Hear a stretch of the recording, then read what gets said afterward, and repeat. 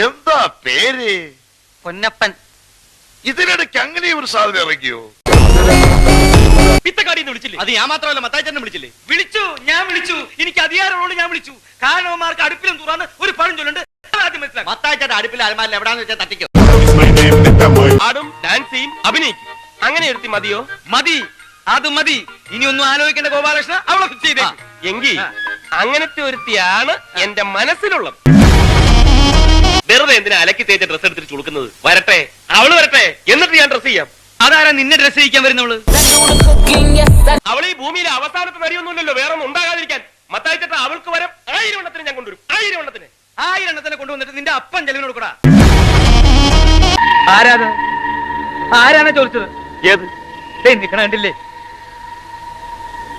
അത് വാഴയാ മത്തായിച്ചേട്ടാ. വാഴയാണെങ്കിൽ എന്താ? വാ തുറന്ന് പറഞ്ഞൂടെ?